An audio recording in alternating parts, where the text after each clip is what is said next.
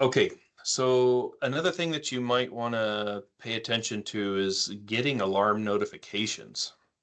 By default, the controller doesn't send out any notifications for alarms. That's something that you have to add to the system.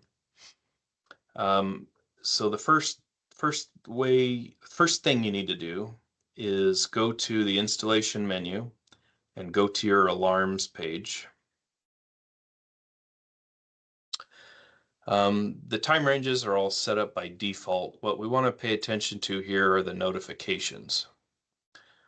So when you set up a user account for somebody, it's going to be associated with an email address.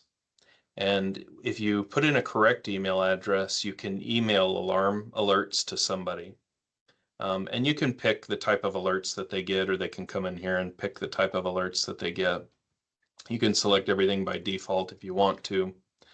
There's another option that you can do from your phone, which is getting a push notification on your phone.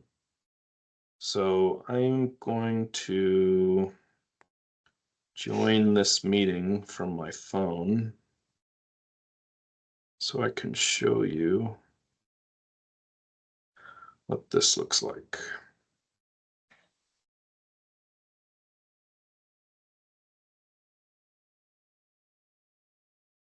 Okay. Share my screen.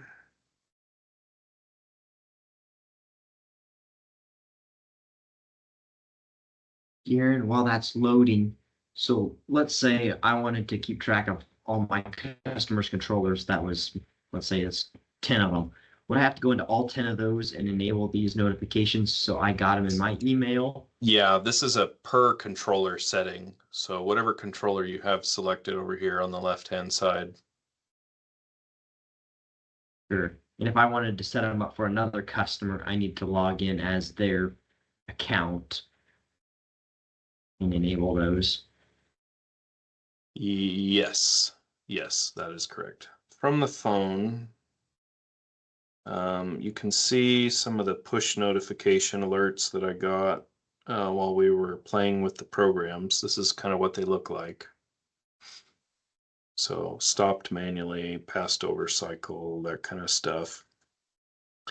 And it's pretty easy to get inundated with a lot of alerts, so you may want to be choosy about which ones you put in there.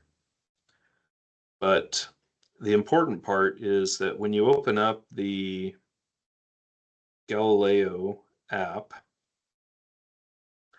there's this checkbox that you need to tick called Turn Push Notifications for this device. Israelis don't always speak the best English, so it should say Turn On Push Notifications for this device. But you want to make sure that you have that checked. If you don't, you won't get any push notifications. And then once you log in, any of the notifications that you elected on the previous page that we were looking at would then be forwarded to your phone.